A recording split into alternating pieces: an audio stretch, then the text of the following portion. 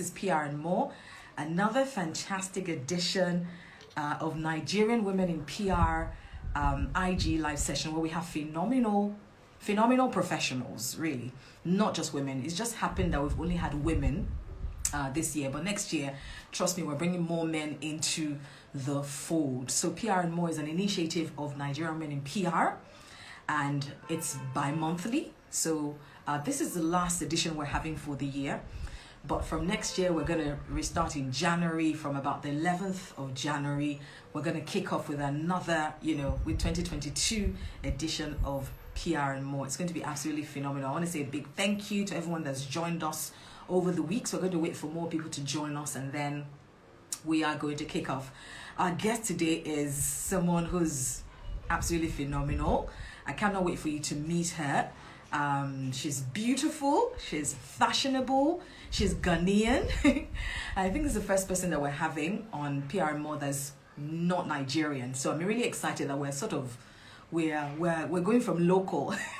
We're no longer local. We're now national, international. We're now international, basically. So we're going to wait for a few more people to join us, and then I will invite my guest in. But before I invite my guest in, let me tell you a bit about Nigerian Women in PR. Of course, this is a Nigerian Women in PR page. So if you can use the arrow button. There's an arrow button with which you can use to invite people to this live. All right, there's just very few of us here right now, so I'd like you to use the arrow button to invite people to the live. So please invite people to the live, let them join us. I can assure you they will enjoy this conversation I'm about to have with my guest today. Her name is Faith Senam. I'm going to ask her how to pronounce her last name, because I hate to murder people's names, so I'm going to ask her. But yes, let me tell you a bit about Nigerian Women in PR.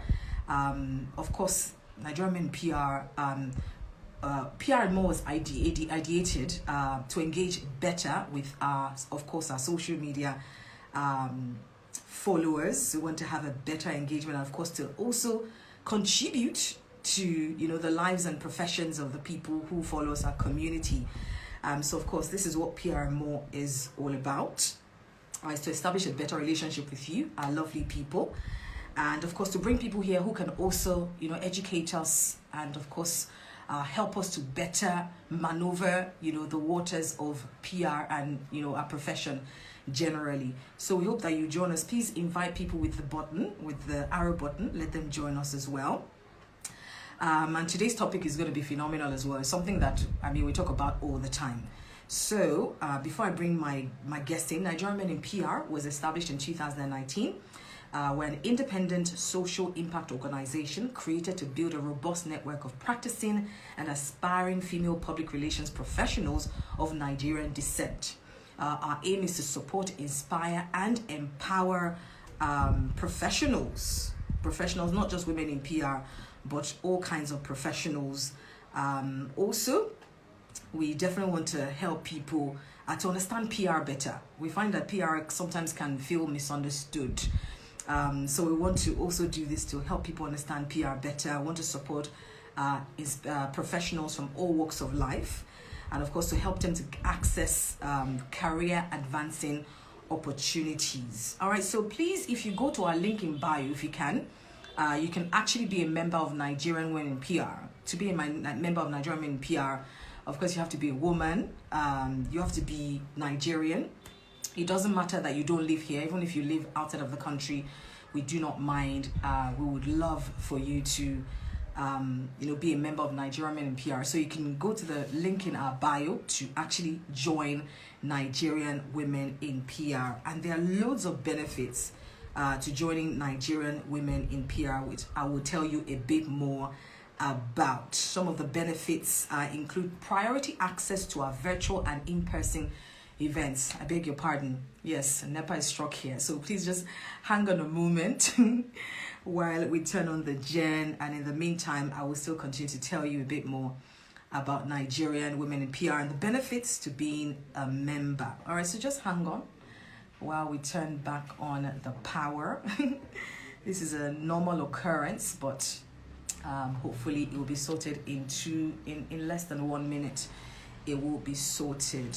But of course, in the meantime, please continue to invite people invite people to join us on this live. So please, I beg your pardon. Please invite people to join this live. Okay, sorry. For those who are just joining us, we just had a bit of a power situation, but it will be rectified in less than 1 minute. So please stay with us. I'm going to bring my guest on as soon as the power situation is sorted. All right, so please just stay with us and please invite people. All right, we've got Olubumi Isiolauton.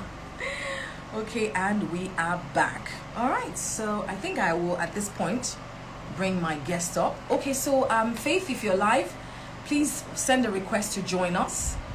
Send a request to join me. Okay, let me see. Okay, let me invite Faith. Okay, she's going to join me any moment from now. And then I'm going to say a little bit about her. Hello. Hi. It is so good to have you here. Thank you very much for joining me. Thank you for having me too. It's a pleasure to be here. Absolutely. No, you have to help me pronounce your last name. So please help me pronounce your last name. This is Faith Senam Ocloo. Ocloo. Oh, great. Yes. Fantastic. Thank you very much. I didn't want to murder your name at all because I know that obviously PR is part of PR is, your brand, ensuring that you pronounce people's names appropriately. So it is really good to have you here. Thank you very much, and of course, well done for the work that you're doing in Ghana in PR. You're phenomenal, and we celebrate you. Thank you very much. Thank you so much. Yes. Okay, so before I ask you questions, let me tell people about you, for those who may not know. Faith Senam Ocloo is an Accra-based fashion PR specialist, fashion writer, and founder of, is it pronounced E-April? E-April Public Relations. And she has a combined experience of 10 years of acquired knowledge and skills from diverse fields of work in the areas of public relations and strategic communication, projects and event management, customer relations, brand marketing, social media management. Her agency, E-April PR, was established in 2012 with a special interest in PR for fashion, beauty, and lifestyle brands. Now, since starting out, she has spearheaded successful PR campaigns for businesses and consulted on strategy, media relations, and brand communications, all geared towards garnering the right attention, trust, and improving relationships with key stakeholders, clients. She has handled PR for include Adubia Jensen, Selena Bebb, Ghana Menswear Week, formerly Accra Men's Fashion Week, Horseman Shoes, Pure Persona by Nana, So Aesthetics, and I mean, the list seems to be endless. And prior to fully running her PR firm in 2018, she worked with Global Media Alliance as an account manager for Unilever, where she worked on the relaunch of Vaseline beauty product onto the Ghanaian market. She also managed other accounts, including Diamond Cement and a few other things as well. But yeah, trust me, her profile is impressive, and I'm super excited to have her here today. All right, for those who are joining us, you get to ask questions. This is just a 40-minute, in fact, hopefully less than 40-minute live now. We'll want to take your questions. So if you use the question box, you want to ask a question, I will take them in the next 20 minutes. So I'll be talking to her for about 20-25 minutes, and then we'll be taking questions right after. All right, so I mean, these days we hear about tech PR, and now I'm hearing about fashion PR.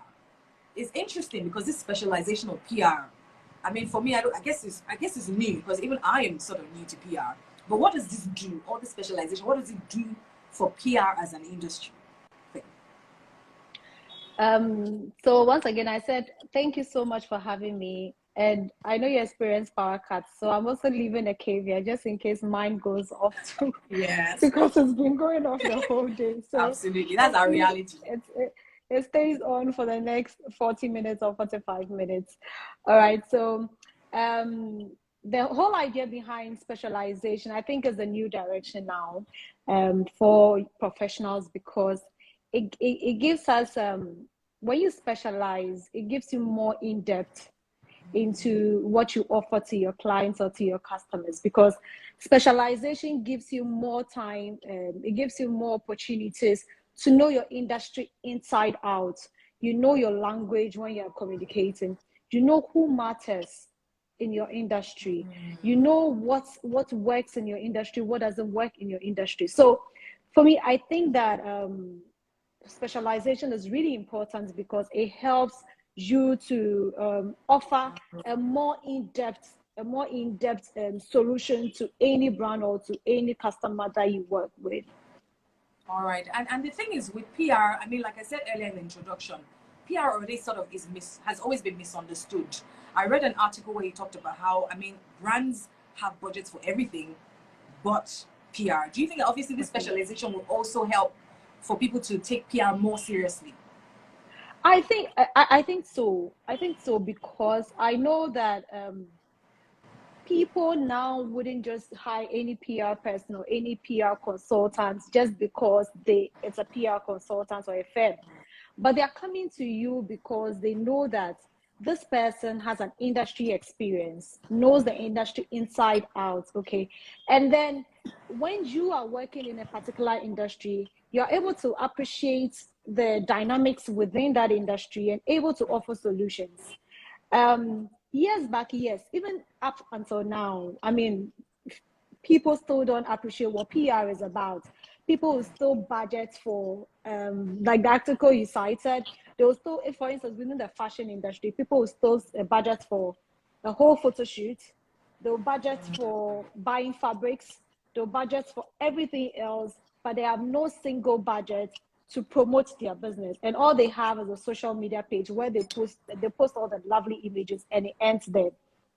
So I know that a lot of them are not paying attention to it because they don't really know what the importance is or how valuable that is to them.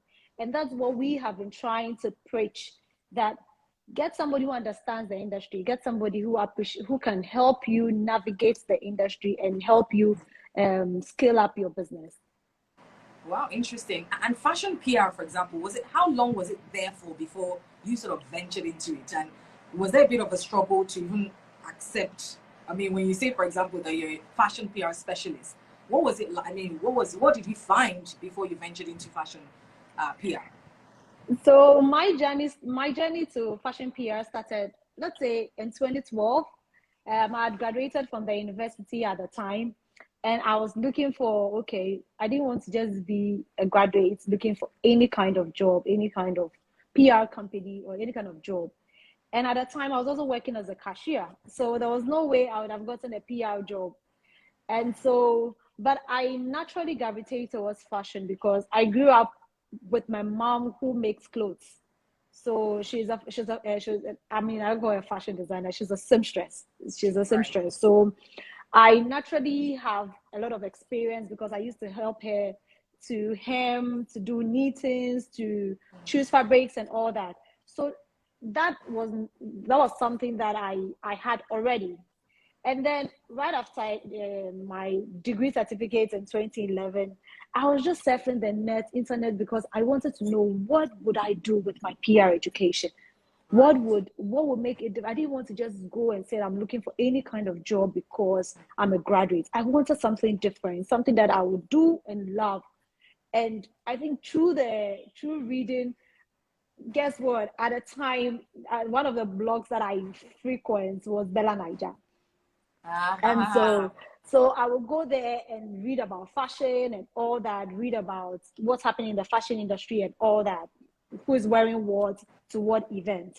And through that, and same Googling, researching, understanding what to do, what not to do, I discovered another website called PR Couture, where they talk about, they help freelancers, startups, and all that in PR. And I was like, oh wow, there's a fashion.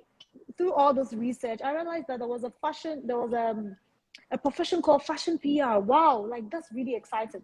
Being trained as a PR person and really have an interest in fashion. So I could actually combine these two things and then create a brand out or a business out of it. So that was the journey. And in 2012, I registered my EAPO company, and that has been the journey since then. I realized that it was something that was there. Unfortunately, at the time in Ghana, I searched online and I didn't find any company that was really, really doing like fashion PR.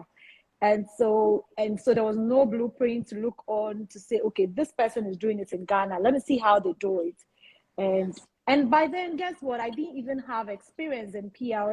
I was just having my certificate. So I needed to find a way to get into really starting out. And so one of the things I did was to freelance. So I had a friend who was a designer, and I told him, hey, let me help you out. Let me push your brand on various media platforms. Let's create a brand for you and all the stories and everything. And guess what? That was just the journey. After that, I started having clients, and then the business started. Yeah.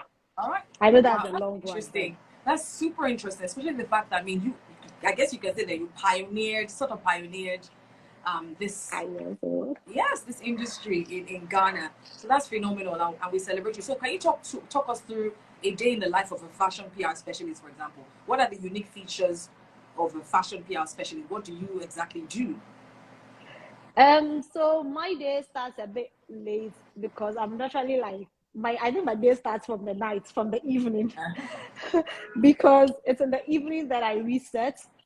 It's in the evening that, yes, it's very unusual. I know people start everything in the morning, but I start my day in the night because it's the night when I get to bed. That's when I catch up on all that's been happening, and then I use that to plan for the next day. So before I get to bed, I know, okay, these are the things that are happening. So when I wake up the next morning, this is what I'm going to do. A typical day when I wake up in the morning, I'm naturally also a radio person. I'm still stuck in the traditional media. So I wake up with my radio on because I need to know what's happening. And then Right. definitely also I'm a millennial, right? So I still won't do away with my phone. So I'm online to check my emails. I'm online to check my WhatsApp messages. I scan through it, especially messages from clients, because I don't wake up early. So very critically, I need to see what my clients are saying. If they've dropped any Yeah. message that I need to catch up with. Yes. So I check all that. And if there are those that I need to quickly respond to via emails, I do that before I get ready to work. And when I Right. get ready, it will probably be around 9, 10 thereof. And that includes maybe if there are fresh release that I need to write and I start working on them. If there's an event happening that I need to contact some of the media, I will be doing that.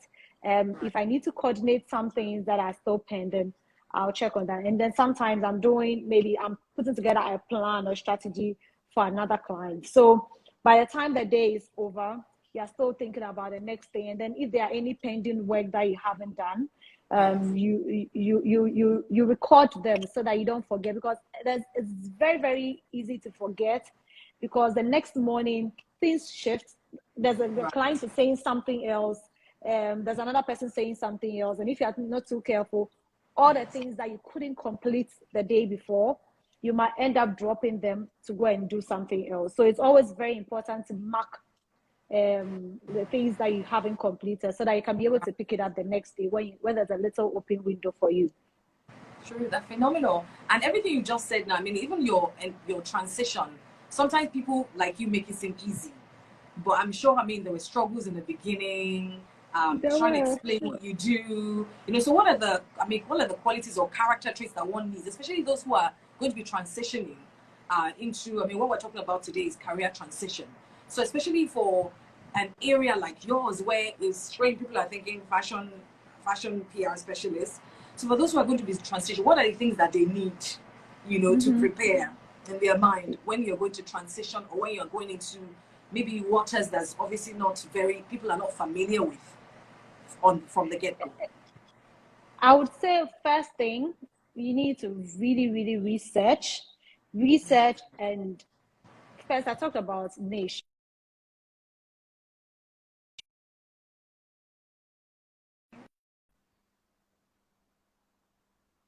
Can you hear me? I don't know. I think I've lost you at some point. But I can keep talking if you can't hear me, but it looks like your network is off.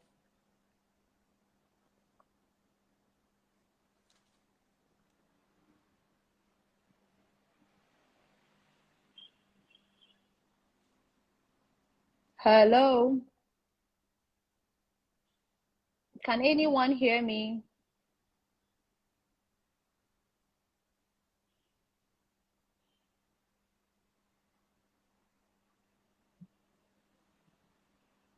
Hello?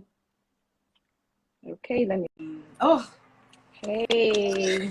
finally, network issues Yeah. sometimes can be a No, little it's frustrating. fine. Yes. It's really. I mean, it's part of us, so we just need to Yes. adapt to it, right? Absolutely. Yes. And thank you very much, because we're talking about transitioning and those who are transitioning and some of the things that they need to understand. You talked about research, for example, Yes. researching what you're going into, which a lot of people just think, oh, this is what's trending. Everyone's doing this and they jump into it without actually doing due diligence. I think that's where you are. Yeah. Yes. So I was talking about researching to understand the industry, and the fact that these days, people, I think there's a call for a lot of people to a lot of professionals, to specialize. So it gives you an advantage. Yes, before you specialize, you need to have some sort of experience. But I think, like I mentioned earlier, research is important. It helps you to understand where your strength and your weaknesses are. Because once you identify that, you are able to, okay, so you've been trained as a PR person, but where is your interest? What comes to you naturally? What in which area, which industry would you want to see growth? Would you want to see change? Would you want to see impact? So you're going to marry your educational background, your experience with your Right. interest, and that's where you find a niche for yourself. And a niche helps you to be better, because at the end of the day, whatever you end up doing, you love what you do because it's something that you have interest and you're passionate about. So once you have your interest, you also need to understand that if it's a space which exists, like an industry which is already established, it will be Yes. good to sort of have some sort of experience. So maybe you would want to go and have internships, or you would want to volunteer in some industry or companies that do similar things that you want to do.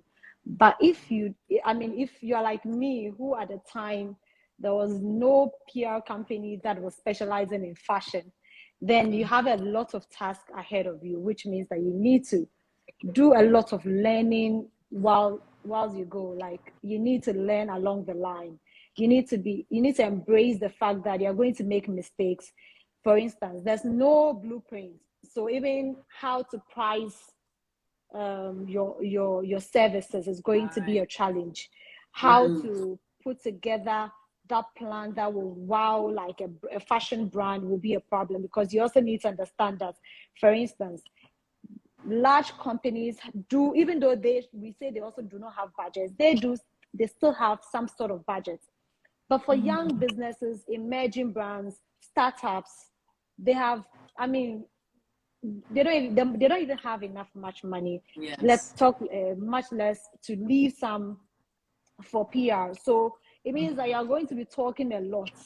You're going to be trying very hard to convince people to buy into your service. And then even if there's a little money they've given you, they want to see value for money. They really, they can Right. stress the hell out of you because they want to see results. That's a little money they've been able to squeeze for you. So before you make any decision to transition, you need to appreciate all these things that I've mentioned, like really researching, understanding where you want to make an impact and where you want to stand tall. And then identifying your skill sets and whatever you bring to the table. And then marry that with the experience you've already garnered from your education. And building network and relationship is also very important. You talked about how we make it look like it's that simple. I mentioned earlier, I started somewhere around 2012. And I'm still nowhere near where I felt it should have been. But it's been a journey and I've embraced it. And I have so much patience to go through all the process, because there's been a lot of learnings. I talked about pricing, and like sometimes I look at people pricing in different markets. I have access to what, like, a PR expert or a company would price the same company that I'm doing PR for. And in Yes. some cases, it's about 3 or 4 times more than what I would price. But the question is, if you put that same price here, would that client be able to pay? No, they may not be able to pay. So it means that in many situations, you need to look at the market where you work. you need to appreciate that market A is different from market B.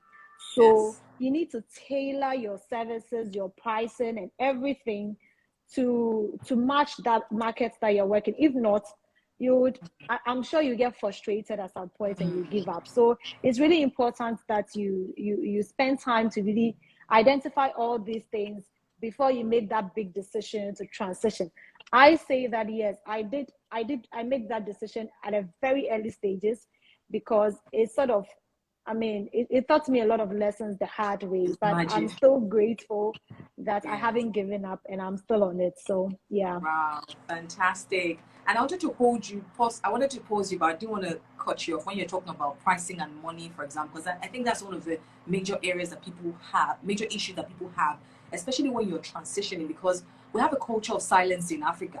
Then, especially even as women, there are people who have been there who will never tell you how much they get paid, how much they charge. So you're there thinking, okay, so sometimes you're being charged under charging for such a long time because you don't even know what the people around there earn, so you don't know how to balance how you should charge it, if you're overpricing or if you're over the pricing or if you're under asking.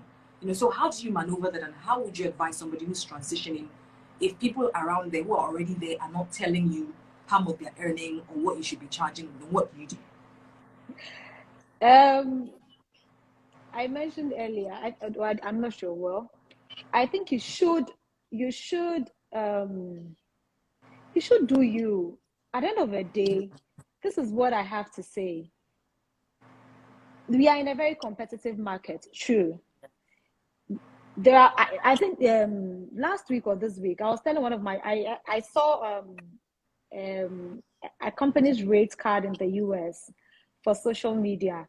And I was telling my assistant that look at how much like a company would charge for social media in the US is nothing close to what people would pay here or even be willing to pay, or even if you charge it, it will look ridiculous to them.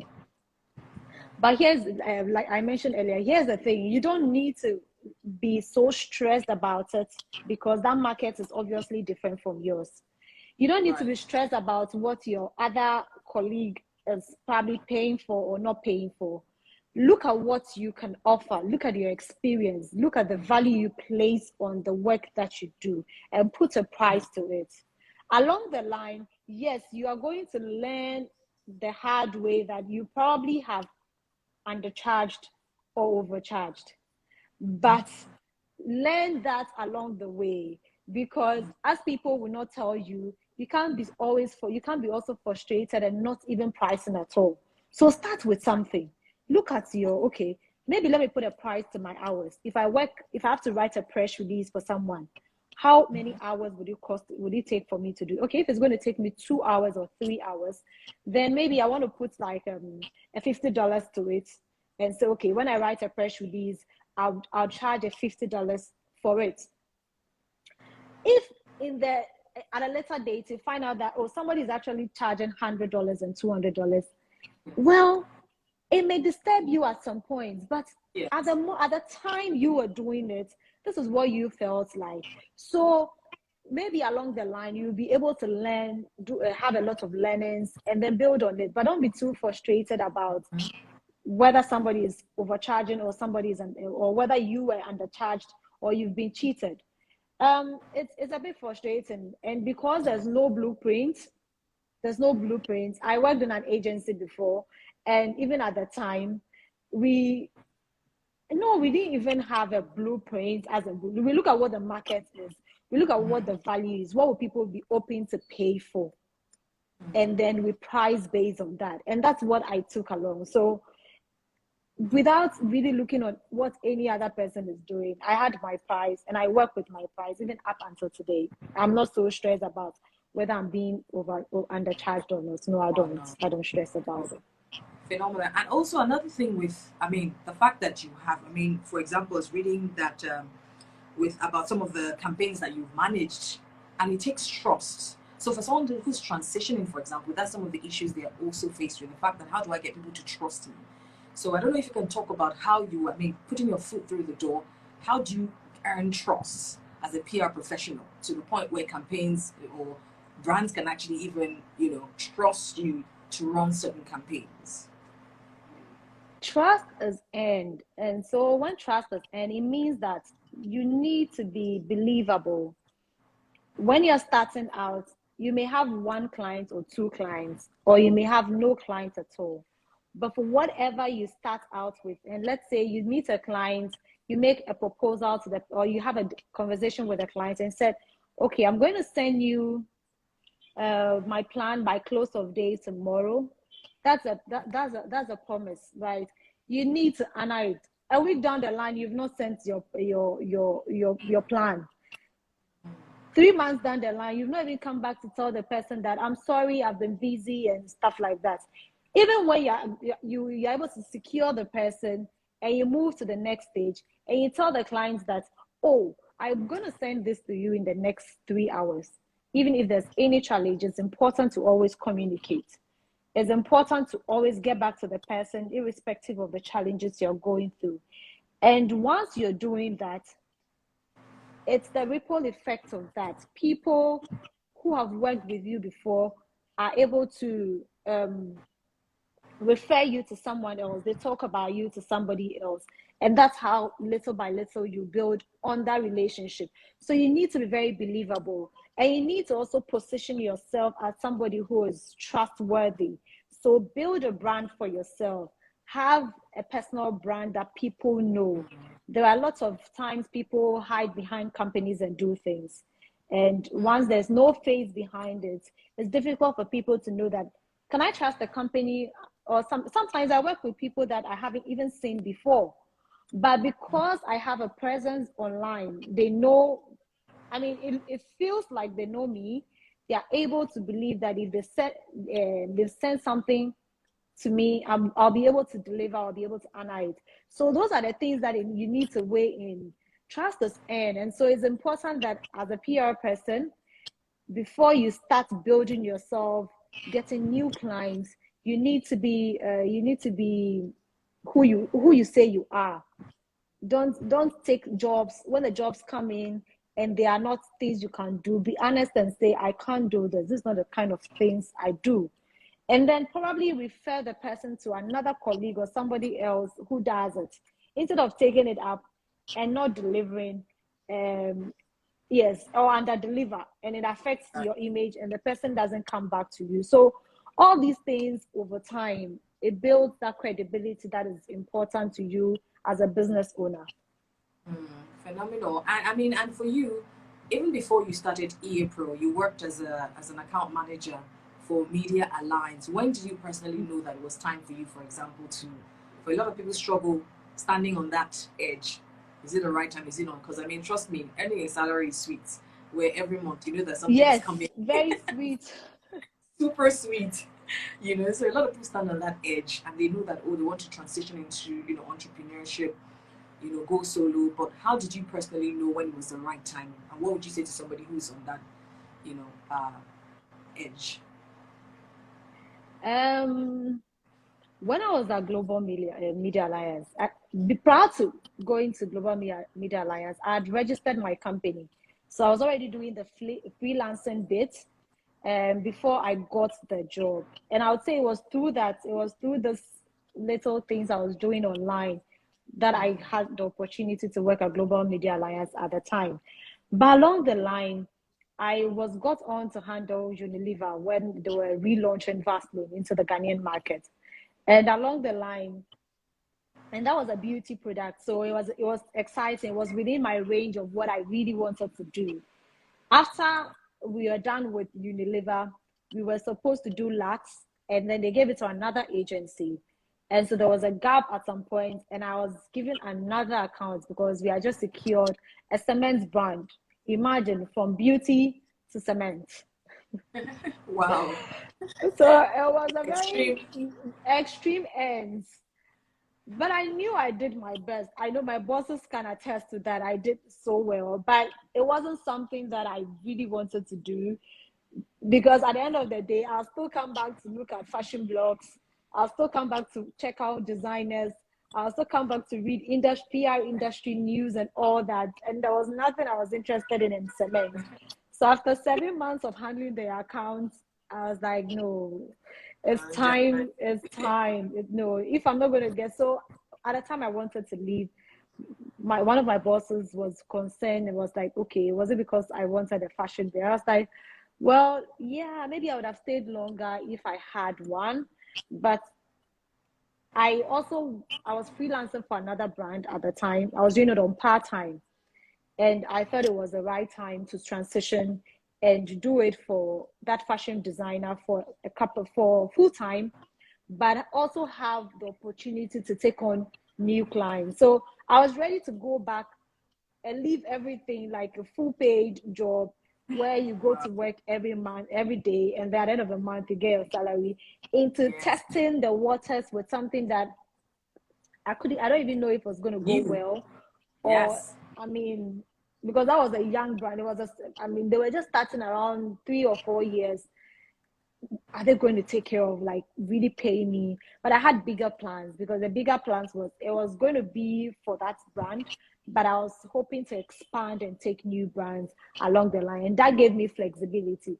One of the things that I enjoy is to have the room to be very flexible, to have the room to be very to be creative, to do whatever I want to do. And that was what I was looking forward to. And that's why I made that decision. It was really, really a tough decision at the time. Yes, I And can I wasn't looking imagine. at the money.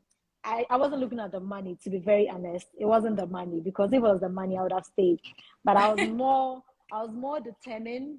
I was more determined to do this, because I also knew at the time there was something that people no one was doing. And the more I left it hanging, the more I felt deep within me that I was not doing what I wanted to do. Yeah. Right, right, and that's phenomenal because I think it's the second time you're going to mention that. You found that there was nobody doing something about this area. Yeah. Um, you wanted to contribute, and a lot of people go into careers thinking of what they can get, as opposed to what can I contribute Yeah. to this area. So I mean that's phenomenal. Especially where it's like a barren land and you're just going there. Mm-hmm. I can imagine people that love you Yeah. thinking, telling you, are you sure? My Do you know what mom you're didn't doing? approve. She didn't approve it. Like, leave a big company, a media company, a PR company, to a smaller brand. Like, no, I mean, it didn't make sense to anyone. None of my friends, it didn't make sense to them. But I knew what I wanted to do. I had my purpose. So for me, that was what was driving me. Right, fantastic. Something has to drive you. Now, you're also the founder of Women in PR Ghana, which is a non-for-profit organization that provides opportunities for career advancement, mentorship, networking, and leadership for young women studying and practicing PR. So, what specific issues do you reckon you saw that you felt you needed to? Because people are often thinking, why does it have to be a woman in something? Shout out to Tolu Olorundere, who's the founder of Nigerian Men in PR. I mean, she's very passionate about Nigerian Men in PR and Nigerian women and women in PR. And I know her reasons for founding Nigerian Men in PR. But what were your reasons for starting Women in PR Ghana? My reasons were, so let me see how it started. Let me just recount how it started. When you graduate, and like I mentioned earlier, when I graduated, I was doing a lot of research, and at some point, I felt I should be able to speak to someone who was in the industry, someone who knew things that I didn't know, that it could help me. And unfortunately, I didn't have them at the time. And so it was, and those days it was very difficult. We still do have it, this closed door policies, where it will be almost impossible to meet a big woman. By the time you are booking an appointment to go and see them, nobody's paying attention to you. Yeah. Maybe you have to find a way to go to an event they attend and find a way to sneak in, kind of thing. But there were very little people I could look up to. And sometimes, even industry wise, PR wise, okay, I wanted to put together this plan. Is there a colleague that can look at it and advise and say, okay, this plan is good, or this plan is not? Faith, maybe you can tweak it this way and then it will look better. There was nobody. So there was a really, really a tough struggle. And I thought, okay, why don't I find a way to bring women together for us to connect, for us to have that community where you could just send a message to or pick a phone and call a colleague and say, I'm just trying this thing out, or I'm trying to put together this plan for our company. Can you look at it and advise, or can you help me in any way? And then the other bit about it was, because I read online a lot. I'm not a book person. I don't know why, but I'm not a book person. But I read it. I like reading blogs. I like reading articles.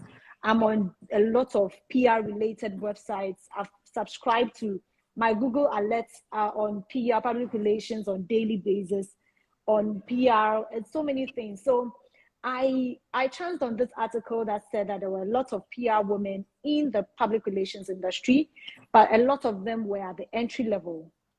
But then when it gets to the top, we had very few women.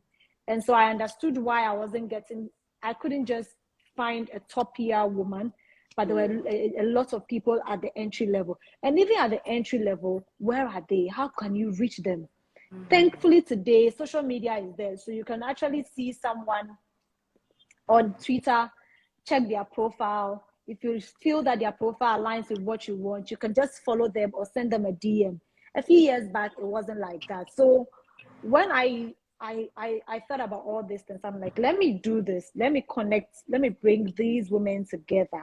And that's when we launched Women in PR in 2017 with our annual event. And that's the Women in PR Ghana Summit. And through the summit, we've built it up into a community, a network where you can connect with anybody. You can learn. We do series of events. We do series of activities that connect us, that inspire us. We do spotlights on our women so that we can have a lot of role models, so that few years to come, most of them will not be in the situation that I was in, trying to look for senior women to speak to.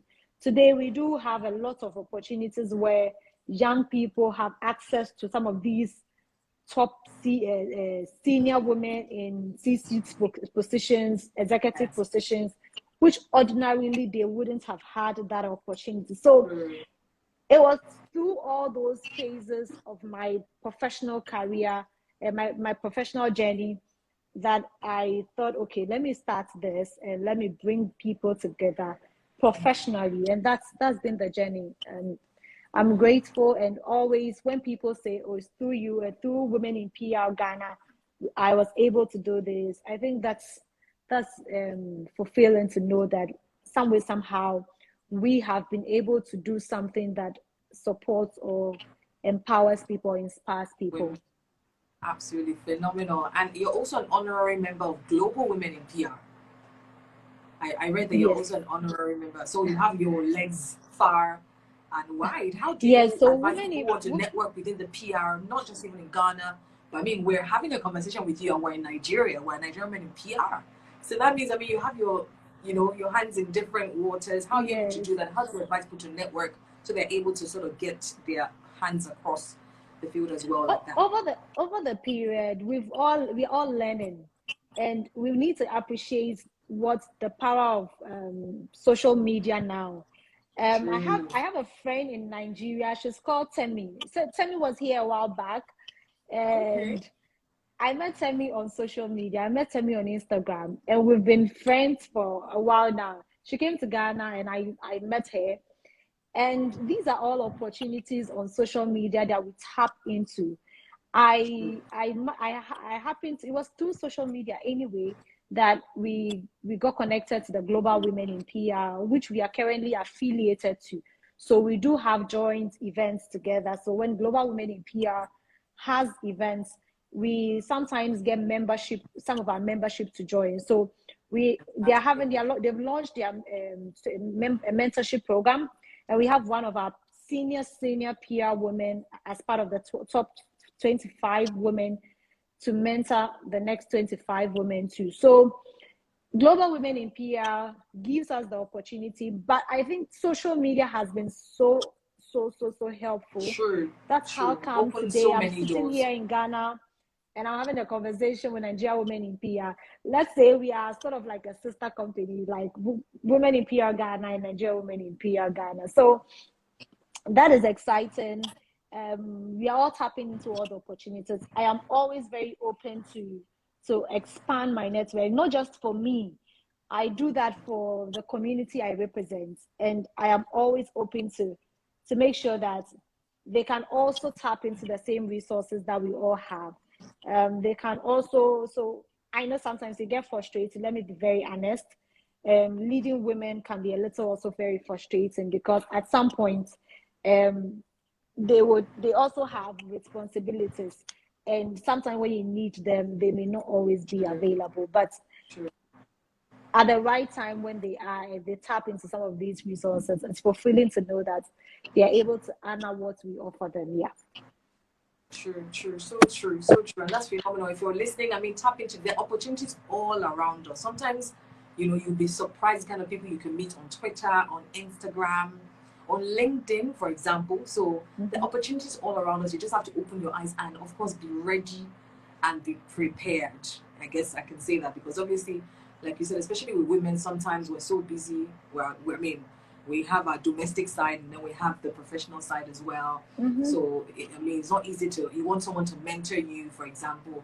It's not easy. I was going to ask you, but I think you sort of mentioned, which would be my last question, the impact that women have had on your growth as an entrepreneur or as a PR person. Who are the women that have had an impact on your career or on you as a person?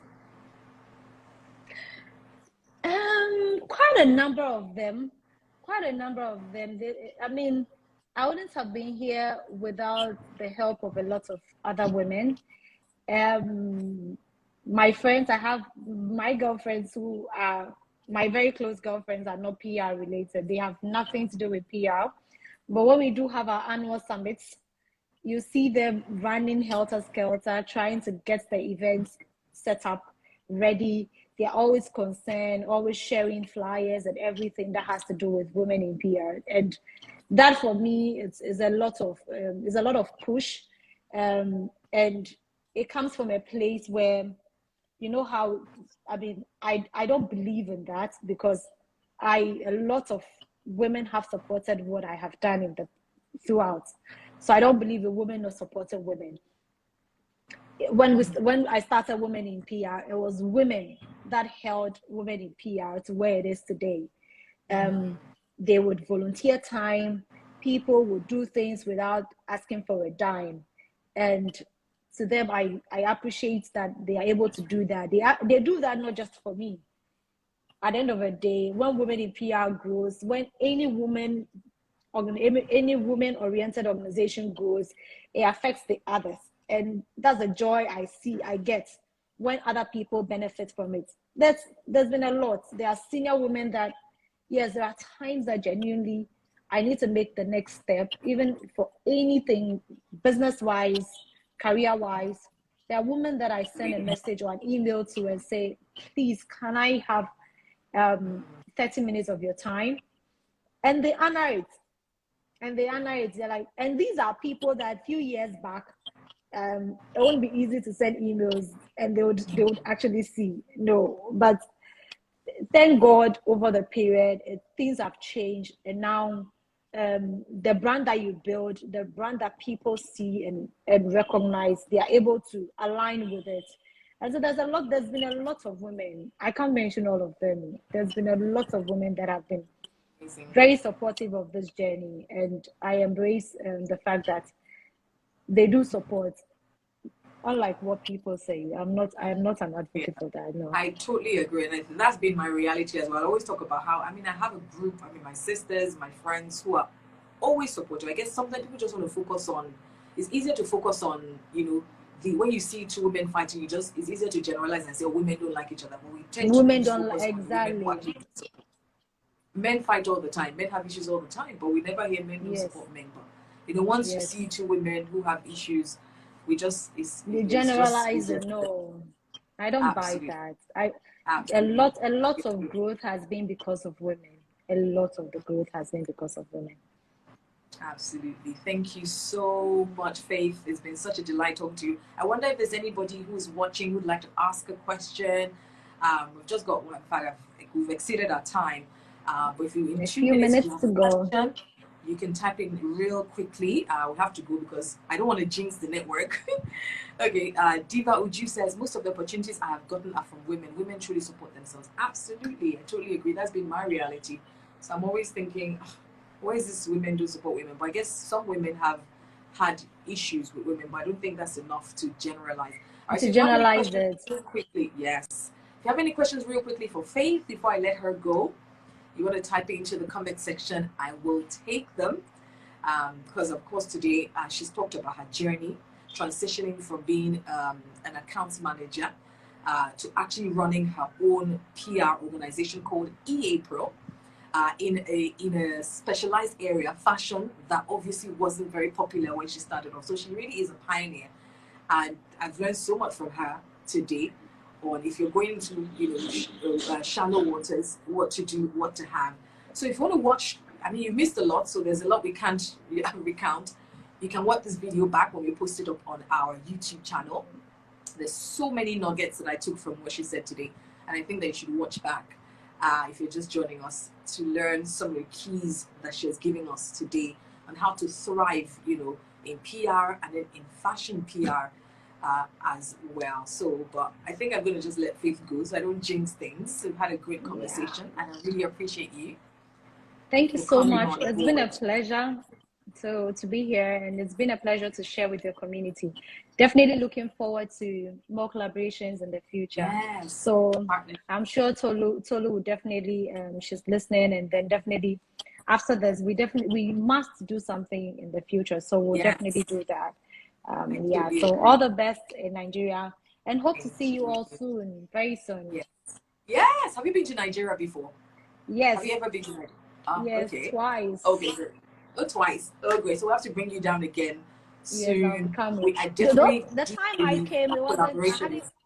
I hadn't started women in PR at the time. It was just fashion PR at the time. So the Oh, next time I'm coming, I'm sure okay. it'll be bigger and much exciting. Yes. A collaboration. We would love that. We would love that, Faith. Thank you so much, and well done. You're doing phenomenal, and we're really inspired by your work and what you do. I mean, I had to read up on you a lot, before doing this, and I was like, Thank okay, you. okay. Well done. Thank you Well so done. much. Thank you for having me, and thank you for Thank all the you, and compliments. have a wonderful Bye evening. bye. All right, you too. Bye. Enjoy the rest of yours.